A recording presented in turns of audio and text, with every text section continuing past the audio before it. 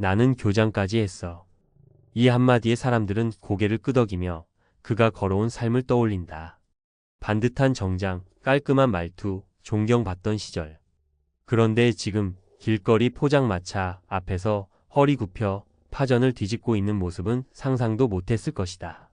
그는 말한다. 은퇴가 끝인 줄 알았어요.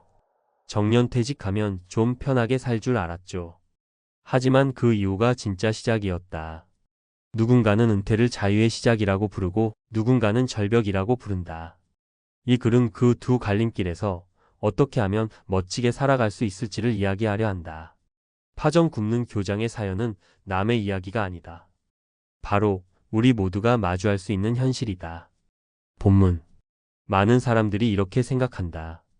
공무원으로 30년 넘게 일했고 퇴직금도 받았고 연금도 나와. 그럼 됐지 뭐. 하지만 정말 그걸로 충분할까? 은퇴는 직장에서의 퇴장이 아니라 인생 이막의 입장이다. 문제는 이 이막을 아무런 준비 없이 맞이하면 너무 허무하고 공허하다는 거다. 심지어 경제적인 문제는 둘째 치더라도 나는 이제 쓸모없는 사람인가? 라는 자존감의 붕괴까지 온다. 그렇다면 우리는 어떤 준비를 해야 할까? 은퇴 후 멋지게 사는 법은 대단한 비법이 아니다. 하지만 그 안엔 꼭 필요한 세 가지가 있다. 첫째, 자신의 역할을 잃지 않는 일이 필요하다. 퇴직하면 가장 먼저 무너지는 건 소속감이다. 그 교장 선생님도 마찬가지였다. 하루가 너무 길더라고요. 아무도 나한테 연락 안 하고 내가 뭘 할 수 있는지도 모르겠고. 그는 처음엔 집에만 있었다. 그러다 몸도 마음도 무너졌다. 의미를 잃은 삶은 병을 부른다. 결국 그가 다시 일어서게 된 건 우연히 본 TV 요리 프로그램 덕분이었다. 파전 만드는 게 재밌어 보였단다. 그 작은 관심이 포장마차를 차리게 만들었다. 이젠 사람들이 선생님 파전 진짜 맛있어요. 라고 말해주면 그게 살아가는 원동력이 된단다. 사례 1. 50대 후반에 퇴직한 전직 은행원은 동네 도서관에서 자원봉사를 시작했다. 아무것도 안 하면 진짜 미쳐요. 근데 책 정리도 하고 아이들 책 추천도 해주니까 나도 아직 쓸모가 있단 생각이 들어요. 그는 말한다. 몸은 힘들어도 마음이 훨씬 건강해졌어요. 둘째, 경제적 자립이 가능한 구조를 만들어야 한다. 파전 교장도 말한다. 연금 나오는 거? 생각보다 빠듯해요. 병원 한번 다녀오면 훅 빠집니다. 노후에 가장 무서운 건 돈이 부족한 건 둘째치고 돈이 줄어드는 걸 느끼는 불안이다. 그래서 은퇴 전부터 소득의 씨앗을 심어둬야 한다. 그게 꼭 장사일 필요는 없다. 요즘은 유튜브, 글쓰기, 온라인 강의, 중고 물품 판매 등 다양한 수익 구조가 가능하다. 은퇴 전에 퇴근 후 시간을 활용해 작은 부업을 하나쯤 해보는 연습이 꼭 필요하다. 사례 2. 전직 간호사였던 60대 여성은 퇴직 후 손주를 돌보며 아이 돌봄 자격증을 땄다. 지금은 지역 아동센터와 연결되어 월 5,070만 원씩 소득을 얻는다. 크게 벌진 않아도 내가 번 돈으로 병원도 가고 손주 선물도 사주니까 당당해요. 셋째, 관계와 취미는 삶을 지탱하는 기둥이다. 은퇴 후 사람들과의 관계는 급속히 줄어든다. 밥 먹자는 연락도 점점 끊기고 명절에도 조용하다. 이때 중요한 게 새로운 관계를 스스로 만들어가는 능력이다. 동호회, 지역 커뮤니티, 교회나 문화센터 등에서 새로운 인간관계를 만들어야 한다. 그리고 꼭 나만의 즐거움, 즉 취미가 있어야 한다. 교장 선생님은 지금 파전 만들기 외에도 유튜브에서 요리 브이로그를 찍는다. 조회수는 얼마 안 되지만 누군가 봐준다는 게 참 고맙고 재밌어요. 사례 3. 63세에 은퇴한 남성은 퇴직 후 캠핑 동호회에 가입했다. 다들 또래인데 새 친구가 생기니까 다시 젊어진 기분이 들어요. 주말마다 캠핑 가서 기타도 치고 노래도 부르고. 그는 이렇게 말한다. 예전엔 사는 게 무거웠는데 요즘은 가볍게 웃을 일이 많아졌어요. 맺은 말. 우리는 누구나 은퇴를 맞이한다. 하지만 어떻게 맞이하느냐에 따라 그 인생의 결은 완전히 달라진다.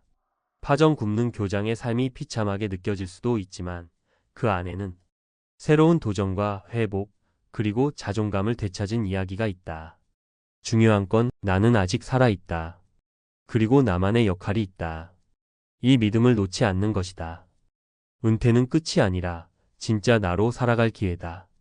준비한 사람만이 그 멋진 이막을 즐길 수 있다. 은퇴 후 아무것도 안 하면 무너지는 이유. 처음엔 좀 쉬고 싶었어요. 30년 넘게 교직에 있었으니 이제 좀 누워있고 싶었죠. 그런데 이상하게 점점 무기력해지고 몸도 아프고 하루가 너무 길게 느껴졌어요. 이 말은 교장 선생님뿐 아니라 수많은 은퇴자들이 공감하는 현실입니다. 그렇다면 왜 우리는 일하지 않기 시작한 순간부터 건강이 무너지는 걸까요? 1. 몸은 사용하지 않으면 급속도로 약해진다. 근감소증의 공포. 과학적으로 증명된 사실 하나. 단 2주만 누워 있어도 우리 몸의 근육은 급격히 줄어듭니다. 미국 하버드대 연구에 따르면 60세 이후부터는 매년 1%씩 근육이 감소하며 80세가 되면 근육량이 젊었을 때의 절반 수준이 될 수 있다고 합니다. 이게 바로 근감소증 SARCOPNIA입니다. 이 근육이 줄어드는 속도를 빠르게 만드는 주범은 무기력한 일상과 활동 부족입니다. 즉, 매일 움직이고 뭔가에 몰입하지 않으면 몸이 스스로 쇠퇴의 속도를 가속시키는 것이죠. 교장 선생님이 파전을 굽기 시작하면서 다시 기운을 찾은 것도 이 활동이 단순한 일이 아니라 운동이 되고 집중력이 생기고 뇌가 활성화되는 일이기 때문입니다. 2. 뇌도 쓰지 않으면 쇠퇴한다. 해마와 전두엽의 기능 저하. 은퇴 후 가장 흔한 질병 중 하나가 치매입니다. 그 이유는 단순히 나이 때문이 아닙니다. 뇌를 사용하지 않기 때문입니다. 서울대학교 병원의 연구에 따르면 뇌의 전두엽과 해마 기억을 담당하는 부위는 새로운 자극이 없을 때 빠르게 기능이 저하됩니다. 일상에서 새로운 정보를 배우고 사람들과 대화하며 문제를 해결하는 활동이 줄어들면 뇌는 스스로 쓸모없구나라고 판단하고 회로를 줄여버립니다. 그래서 어떤 사람들은 은퇴 12년 후 갑자기 기억력 저하, 우울감, 방향, 감각 상실을 겪는 경우가 많습니다. 하지만 뭔가 새로운 취미, 업무, 공부를 시작하는 사람은 다릅니다. 뇌는 끊임없이 가소성 PLASTICITY를 유지하려고 하고 새로운 회로를 만들며 젊음을 유지하려 합니다. 3. 자존감의 붕괴는 만성 스트레스와 병을 부른다. 심리학자인 마틴 셀리그만 박사는 인간에게 가장 큰 고통 중 하나로 배제된 느낌을 꼽습니다. 즉, 어디에도 속하지 않고 누구도 나를 필요로 하지 않는 느낌. 이 자존감의 붕괴는 곧 만성 스트레스를 유발합니다. 그리고 이 스트레스는 코르티솔 호르몬을 과도하게 분비시켜 심혈관계 질환, 고혈압, 당뇨, 면역력 저하로 이어집니다. 반대로 누군가에게 도움이 되고 사회와 연결되어 있다는 느낌은 옥시토신 호르몬 분비를 촉진시켜 스트레스를 완화시키고 심신 건강을 유지하게 합니다. 파전 교장도 말합니다. 누가 파전 한 장 먹고 맛있다 하면 그날 하루는 행복해요. 누군가한테 필요한 사람이라는 느낌이 너무 좋아요. 그래서 결론은 은퇴 후에도 반드시 하루의 루틴, 의미 있는 활동, 사회적 관계, 작은 수입원이 필요합니다. 그게 우리 몸과 뇌를 살리고 삶의 질을 지켜주는 핵심입니다. 마지막 한마디.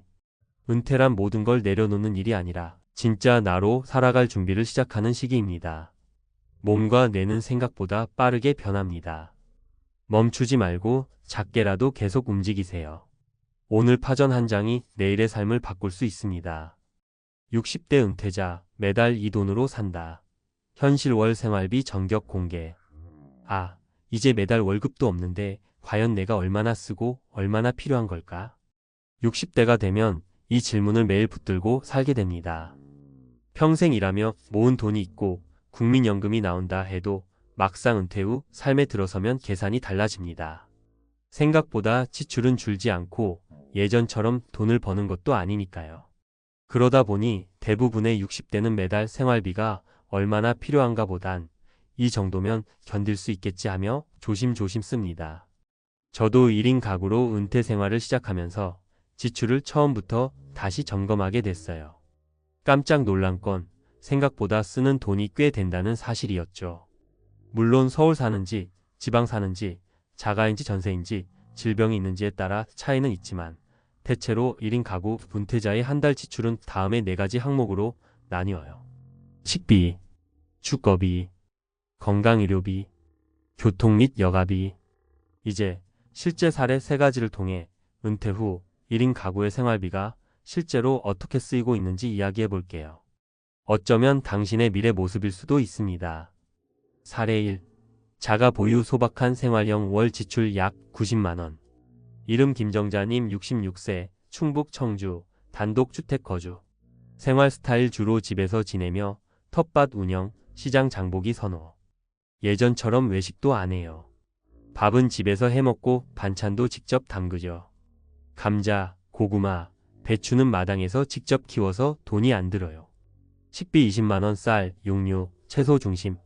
주거비 영원 자가, 관리비만 5만원.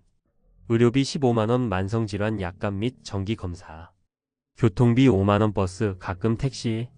기타 통신비 15만원 핸드폰 요금, TV 수신료, 잡비. 핵심 포인트 자가가 있고 소비 성향이 낮다면 연금 없이도 생활 가능.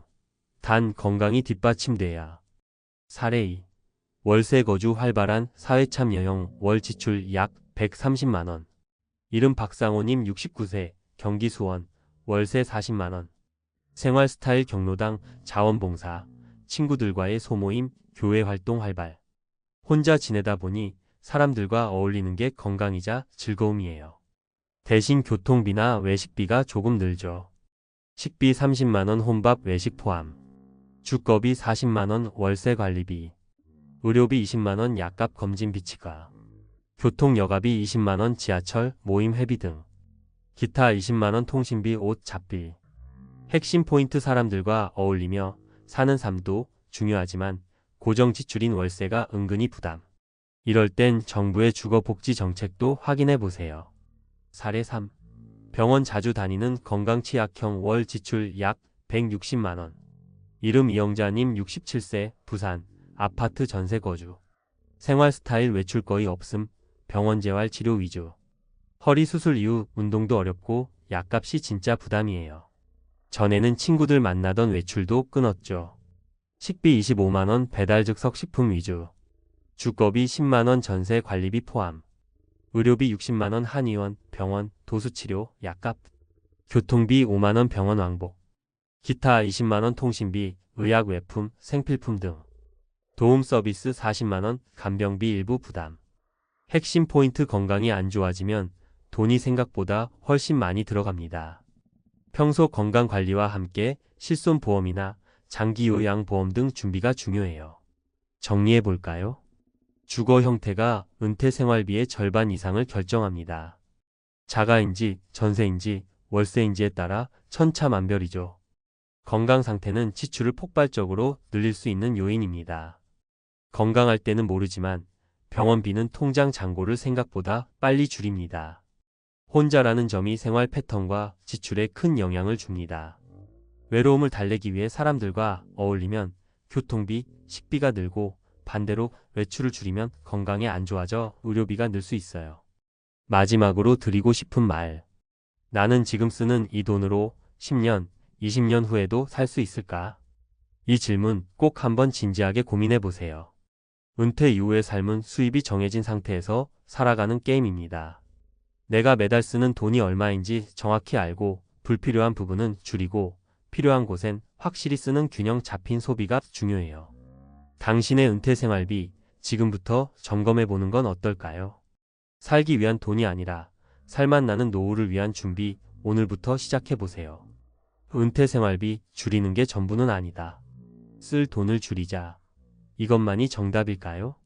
물론 줄일 수 있으면 줄이는 게 좋지만 무조건 아끼는 것만으로는 지속 가능한 은퇴 생활을 만들기 어렵습니다.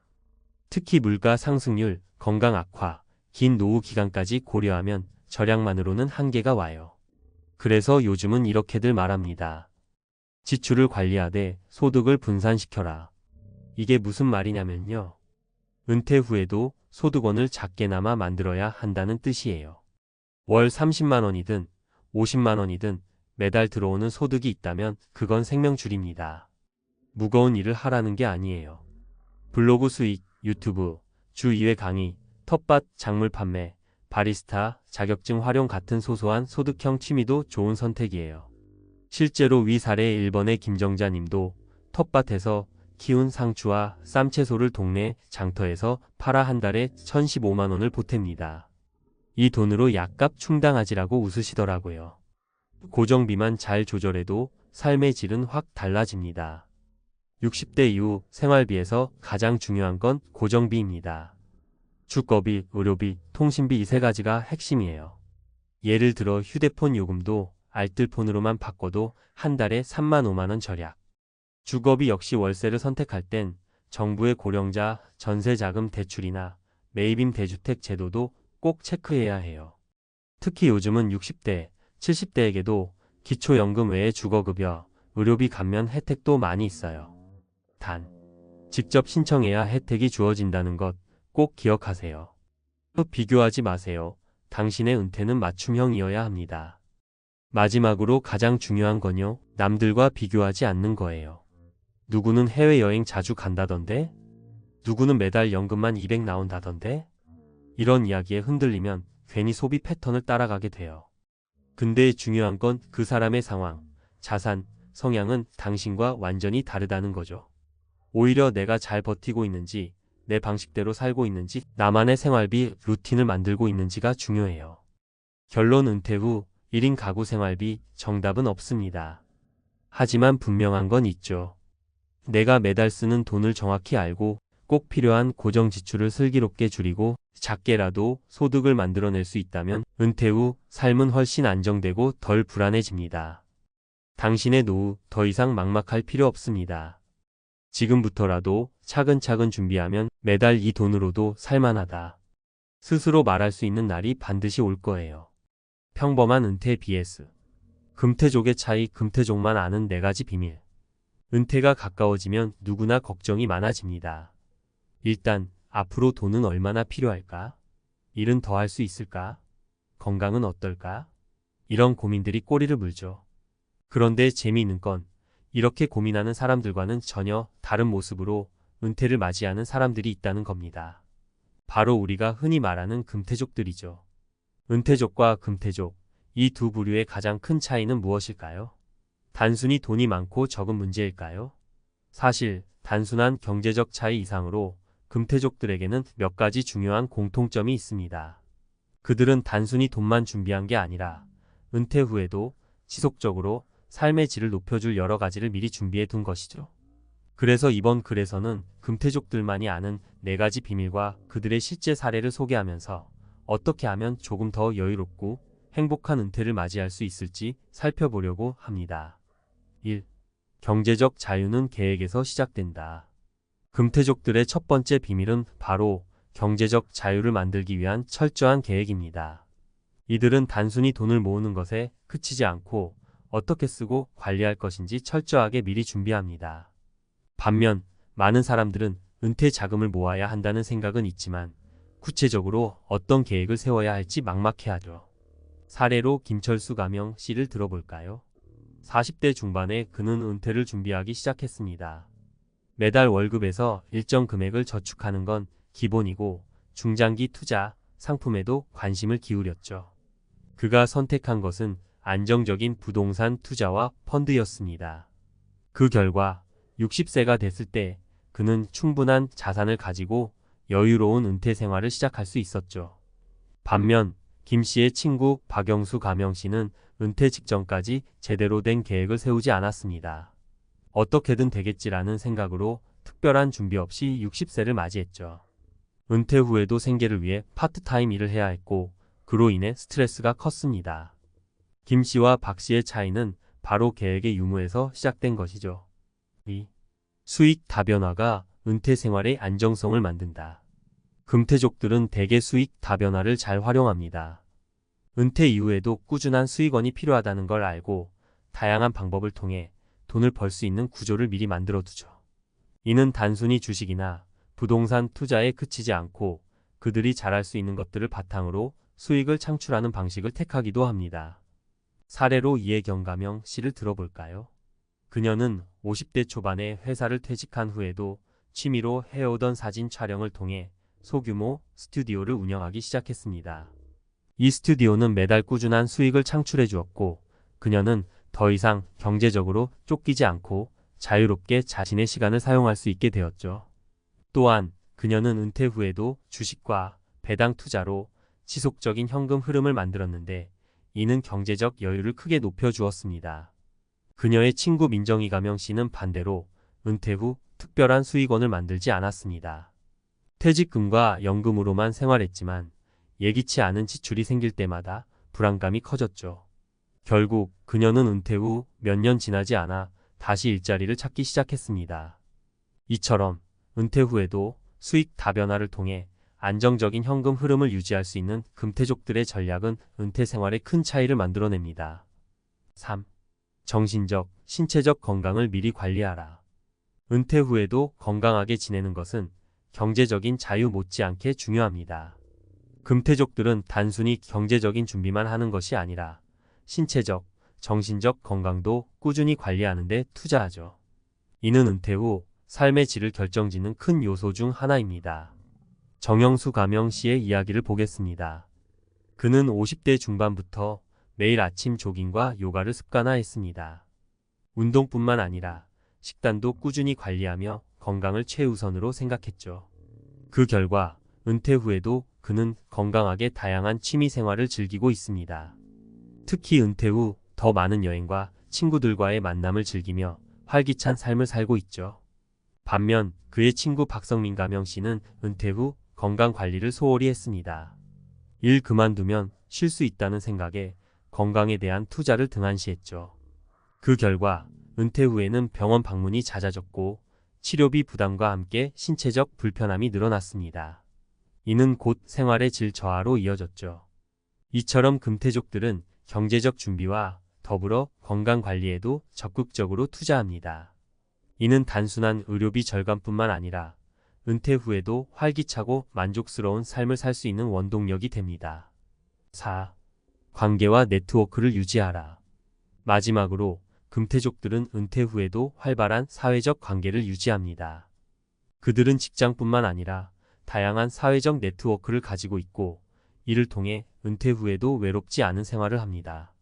은퇴 후에도 사람들과 교류하고 자신의 가치를 지속적으로 높일 수 있는 방법을 찾는 것이죠. 김정호 가명 씨는 은퇴 후에도 동호회, 봉사활동 등을 통해 새로운 사람들과 교류했습니다.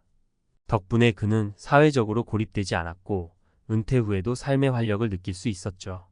특히 그는 은퇴 후에도 여러 사람과의 교류를 통해 새로운 사업 기회를 얻기도 했습니다. 이처럼 금태족들은 은퇴 후에도 끊임없이 자신을 성장시키고 사회적 관계를 확장하는 데 집중합니다.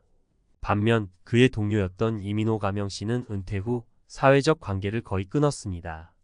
직장에서의 인간관계 외에는 따로 유지하는 관계가 없었기 때문에 은퇴 후 그는 급격한 외로움과 우울감에 빠지게 되었습니다. 결국 그는 사회적 고립감에 시달리며 은퇴 생활의 만족도가 크게 떨어졌죠. 결론 금태족이 되기 위한 준비는 지금부터. 은퇴 후 행복한 삶을 위해 가장 중요한 것은 단순히 돈이 많고 저금에 있지 않습니다. 금태족들이 보여주는 4가지 비밀은 철저한 경제적 계획, 수익 다변화, 꾸준한 건강관리, 그리고 사회적 관계의 유지를 통해 더 나은 은퇴 생활을 누리는 방법을 제시해 줍니다. 우리가 이들의 사례에서 배울 수 있는 가장 중요한 점은 모든 준비는 하루아침에 이루어지지 않는다는 것입니다. 지금부터 차근차근 계획을 세우고 건강과 인간관계에도 꾸준히 투자한다면 누구나 금태족에 가까워질 수 있을 것입니다. 은퇴는 끝이 아니라 새로운 삶의 시작입니다. 그 시작을 어떻게 준비하느냐에 따라 당신의 은퇴 생활은 달라질 수 있습니다. 이제 우리는 은퇴가 단순히 일을 그만두는 시점이 아니라 인생의 또 다른 새로운 장이라는 것을 알게 됩니다. 그리고 그 새로운 장을 준비하는 방법은 단지 돈만 모으는 것이 아니라 삶의 여러 측면을 함께 고려해야 한다는 것도 깨닫게 되죠. 금태족들이 실천한 4가지 비밀, 즉 경제적 계획, 수익 다변화, 건강관리, 사회적 관계 유지는 결국 어떻게 하면 지속적으로 내 삶의 질을 높일 수 있을까? 라는 질문에 대한 답입니다. 그들은 미래의 불안감을 덜어내고 지금 이 순간을 즐기면서도 미래에 대비할 수 있는 방법을 찾았습니다. 우리가 주목해야 할 점은 이 모든 것이 미리 준비한 사람들만의 특권이 아니라는 겁니다. 누구나 지금부터라도 할 수 있는 일들이에요. 경제적으로 여유롭지 않아도 작은 금액부터 절약하고 투자하는 습관을 들일 수 있습니다. 취미를 통해 수익을 창출하거나 다양한 관계를 유지하며 은퇴 후 새로운 기회를 만들 수 있습니다. 첫 걸음은 계획 세우기. 가장 중요한 건 지금부터 계획을 세우는 것입니다. 한번 생각해 볼까요? 경제적 계획 내 현재 자산은 얼마나 되는가? 은퇴 후 필요한 돈은 얼마 정도일까? 퇴직금이나 연금 외에 어떤 수입원을 만들 수 있을까? 이런 질문을 스스로에게 던지며 차근차근 경제적인 준비를 시작하는 것이 중요합니다. 수익 다변화 단순히 일자리를 찾는 것만이 아니라 내가 가진 기술이나 취미를 통해 새로운 수익원을 만들 수 있을지 고민해 보세요. 글쓰기, 그림, 사진 촬영, 요리 등 내가 좋아하고 잘하는 것을 어떻게 활용할지 생각해 보는 거죠. 건강은 꾸준한 관리가 필요한 부분입니다. 일상에서 작은 운동을 시작해 보세요. 걷기, 스트레칭, 요가 등 무리하지 않게 할 수 있는 것부터 시작해서 식습관도 조금씩 개선해 보는 것이 좋습니다. 관계 유지 직장 밖에서 새로운 사람들을 만나거나 동호회나 봉사활동 등 새로운 네트워크를 만들기 위한 활동을 해보세요. 사람들과의 교류는 생각보다 큰 힘이 되고 새로운 기회를 열어줄 수 있습니다. 마지막으로 마음가짐의 변화. 금태족들의 성공적인 은퇴에는 한 가지 더 중요한 요소가 있습니다. 바로 긍정적인 마음가짐입니다. 은퇴 후에도 자신이 가치 있는 일을 할 수 있고 여전히 성장할 수 있다고 믿는 마음가짐이 그들의 삶을 더욱 풍요롭게 만든 것입니다. 은퇴를 두려워할 필요는 없습니다. 오히려 은퇴는 새로운 기회와 도전의 시간일 수 있습니다. 그동안 쌓아온 경험과 지식을 바탕으로 새로운 일을 시작하거나 더 많은 시간을 자신에게 투자하는 시기가 될 수 있죠. 이제 곧 은퇴를 준비해야 한다면 조금만 더 장기적인 시각을 가지고 내 삶을 계획해 보세요. 은퇴는 끝이 아니라 또 다른 시작일 뿐입니다. 준비된 사람들에게는 그 시간이 더없이 소중하고 의미 있는 시간이 될 수 있을 겁니다. 금태족들의 삶에서 배운 4가지 비밀을 바탕으로 나만의 은퇴 계획을 세워보세요. 63세 은행 지점장, 은퇴 다음날 고시원에 들어갔다. 대한민국 은퇴의 민낯. 나는 평생 회사를 위해 살았다. 그런데 왜 은퇴한 나는 아무도 관심 없는 사람이 됐을까? 63세, 서울 도심의 한 은행 지점장을 끝으로 퇴직한 이 모 씨의 말이다. 정년까지 채웠고 직원들에게도 신망이 두터웠다. 그런데 그가 은퇴 다음날 들어간 곳은 고시원. 아내와는 수년 전 이혼했고 자식들과는 멀어졌다. 수입은 끊기고 가진 돈은 집 대출금으로 다 빠져나갔고 남은 건 몸 하나뿐이었다. 이 이야기가 특별하게 들리는가? 사실 우리 주변에는 이와 비슷한 은퇴 후의 이야기가 수두룩하다. 겉으로는 멀쩡해 보여도 속은 텅 빈 삶. 나도 언젠가 저렇게 될까? 두려운 마음이 들기도 한다. 자, 오늘은 바로 그 이야기다. 63세 지점장이 고시원에 들어간 이유는 단순히 개인의 실패담이 아니라 우리 사회 전체의 경고음일 수 있다. 왜 많은 사람들이 은퇴 후 삶에서 길을 잃고 방황하게 될까? 무엇이 이들을 미리 대비하지 못하게 만들었을까? 그리고 나와 당신은 과연 그 길을 피할 수 있을까? 1. 난 직장 다니면서 연금도 들고 집도 있어. 뭐가 걱정이야? 착각입니다. 자산이 있어도 현금 흐름이 없다면 무너지는 건 한순간입니다. 63세 지점장이었던 이 씨도 그렇게 생각했습니다.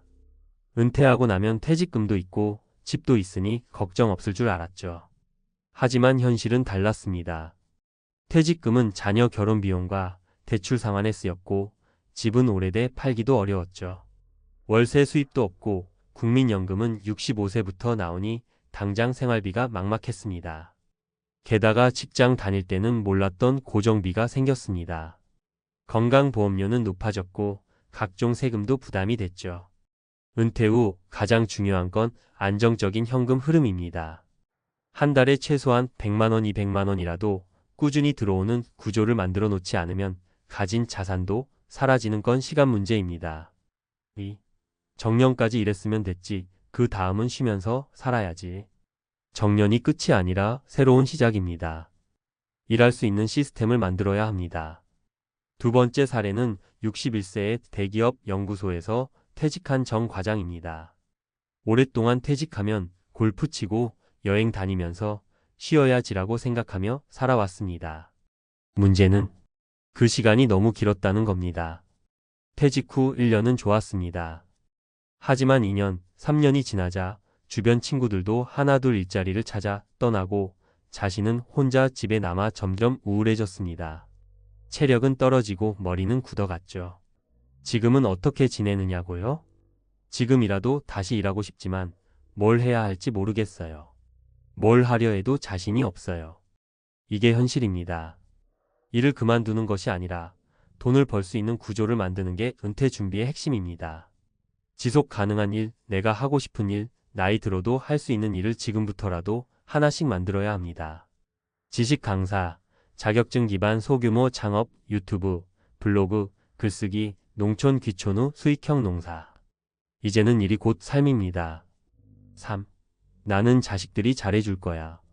걱정 안 해. 자식이 노후의 해답이던 시대는 지났습니다. 스스로 살아갈 준비가 필요합니다. 마지막은 66세의 박 여사 이야기입니다. 자식 셋 모두 번듯하게 결혼했고 외손주도 여럿이었습니다. 자식들이 매달 용돈 줄 테니 걱정 말라던 말이 마음의 위안이었죠. 하지만 어느 날부터인가 연락이 줄어들었습니다. 막내는 육아비에 허덕이고 큰아이는 본인 생활비도 빠듯하다며 죄송하다고 합니다. 결국 30년 넘게 산 집을 월세 주고 자신은 반지하로 들어가게 됐습니다. 내가 이렇게 될 줄은 몰랐어요. 그냥 자식들 잘 되길 바랐던 것뿐인데. 노후의 가장 위험한 생각은 자식이 알아서 해주겠지입니다. 자식도 각자 살기 바쁩니다. 부모를 아끼지 않아서가 아니라 구조적으로 여유가 없는 겁니다. 노후를 위한 최소한의 경제적 독립은 스스로 준비해야 합니다. 자식에게 미안하지 않게 그리고 당당하게 살아가기 위해서라도 말입니다. 이제 우리는 어떻게 해야 할까? 은퇴 후에도 돈이 흐르는 구조를 만들어야 합니다. 월세, 임대 수입, 소액 유튜브 수익, 블로그 광고 수익, 디지털 콘텐츠 판매, 취미 소득. 적더라도 꾸준한 현금 흐름이 인생을 지켜줍니다. 일할 수 있는 능력을 늦게까지 유지해야 합니다. 체력, 지식, 인간관계, 기술 중 하나라도 있어야 합니다. 무조건 쉬는 건 퇴직이 아니라 방전입니다.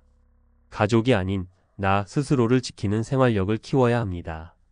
자식도, 친구도, 사회도 내 삶을 대신 살아주지 않는다는 걸 빨리 받아들이는 게 중요합니다. 마무리하며 63세 은행 지점장, 은퇴 다음날 고시원에 들어갔다.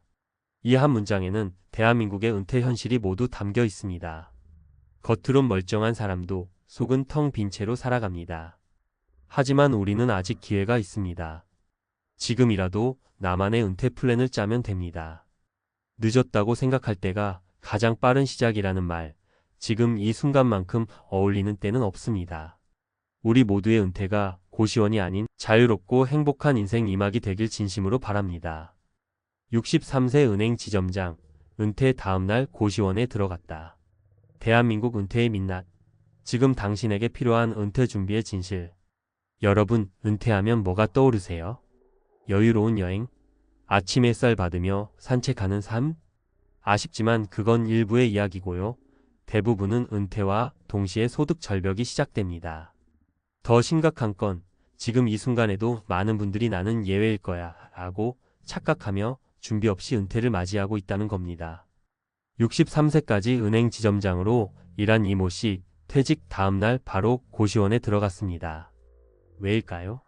그는 남들 보기엔 성공한 인생이었지만 정작 은퇴 후 삶을 위한 경제적 대비는 전혀 없었기 때문입니다. 오늘 이 글에서는 이처럼 준비 없이 은퇴를 맞이한 사례들을 통해 진짜 필요한 은퇴 준비가 뭔지 현실적으로 짚어드릴게요. 사례 1. 은행 지점장도 예외 없다. 고정 수입이 사라진 현실. 이 모 씨는 30년 넘게 은행에서 일했고 지점장까지 올랐어요. 월급도 좋았고 대출도 본인 명의로 많지 않았죠. 그런데 퇴직하고 나니 매달 들어오던 월급이 끊기면서 생활이 무너졌습니다. 자녀 교육비에 집도 전세로 살다 보니 노후 자금은 없었고 퇴직금은 자녀 결혼 자금으로 사용한 게 끝이었죠. 결국 선택한 곳은 월세 35만 원짜리 고시원. 혼자 밥 해먹기도 힘들어 편의점 도시락으로 끼니를 때우고 하루 대부분을 인터넷 기사 보며 보내는 생활. 여러분, 이게 남의 일이 아닙니다. 지금 직장 다니며 바쁘게 사는 중에도 은퇴는 아주 빠르게 다가오고 있어요. 사례 2. 59세 자영업자 매출만 믿다 무너진 노후. 경기도에서 분식집을 운영하던 김 사장님은 나는 사업하니까 월급쟁이들보다 낫다고 생각했어요. 매출이 꾸준하니 걱정이 없었던 거죠. 그런데 코로나19로 손님이 끊기면서 가게 문을 닫았고 40 중반에 시작해 15년 넘게 일했지만 국민연금은 최소한으로만 냈고 퇴직금도 없었습니다. 막상 수입이 끊기니 할 수 있는 일이 없었고 지금은 지역 아파트 단지 앞에서 야채 리어카 장사를 하고 계세요. 아플까봐 병원도 못 가. 진짜 후회된다.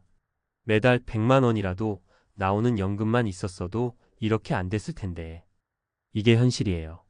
지금 잘 된다고 노후가 보장되는 게 아닙니다. 지금 준비해야만 나중에 편해요. 사례 3. 61세 대기업 퇴직자, 명예퇴직 후 무직자라는 현실. 정 부장님은 대기업에서 35년 근무하다 61세에 명예퇴직을 했습니다. 퇴직금도 2억 정도 받았고 국민연금도 곧 나올 예정이라 걱정이 없다고 생각했죠. 그런데 막상 퇴직하고 나니 쓰는 돈이 생각보다 훨씬 많았습니다. 월 고정 지출은 300만 원 이상. 자녀는 아직 취업 전이고 배우자는 고급 소비에 익숙한 스타일. 결국 1년 만에 퇴직금의 절반이 사라졌고 재취업하려고 해도 나이 때문에 번번이 탈락. 지금은 무직이라는 말이 가장 괴롭다고 합니다. 정 부장님이 하는 말, 그동안은 회사가 나를 지켜줬던 거야. 지금은 혼자야. 진짜 은퇴는 사회에서 단절된 기분이야. 그렇다면 어떻게 준비해야 할까? 1. 수입원을 하나라도 만들어라. 연금, 임대 수입, 소소한 부업 등 어떤 형태든 상관없습니다. 매달 50만 원이라도 고정 수입이 있다면 삶의 안정감이 달라집니다. 지금부터라도 재능을 살려 블로그, 유튜브, 온라인 강의 등 나만의 콘텐츠로 수익을 만드는 것도 방법입니다. 2. 생활비 구조를 미리 점검하라. 노후에 가장 위험한 건 생활 수준을 줄이지 못하는 것입니다. 지금부터 미리 은퇴 시뮬레이션을 해보세요. 한 달에 얼마가 필요한지, 지금 소비 중 불필요한 건 없는지 점검하세요. 은퇴 직후 가장 빠른 지출 구조 조정이 곧 생존입니다. 3. 부부간 은퇴 후 생활에 대한 공감대 형성. 가장 흔한 문제가 이거예요. 남편은 절약하려고 하는데 아내는 왜 갑자기 이렇게 살아야 하냐고 반발. 서로의 생각 차이를 좁히지 않으면 은퇴 후 갈등은 커지고 삶은 더 피폐해집니다. 은퇴 전부터 생활비, 주거 형태, 여가 생활에 대해 충분히 대화하고 정리해두는 게 필수입니다. 마무리하며 나는 괜찮겠지라는 생각은 은퇴 파산의 지름길입니다. 은행 지점장도, 자영업자도, 대기업 임원도 똑같이 겪는 현실의 벽은 결국 준비 여부에 따라 달라집니다. 지금부터라도 하나하나 준비해 보세요. 작은 수입 하나, 지출 줄이기 하나, 배우자와의 대화 하나. 이 작은 실천들이 당신의 은퇴를 구할 가장 강력한 보험이 됩니다.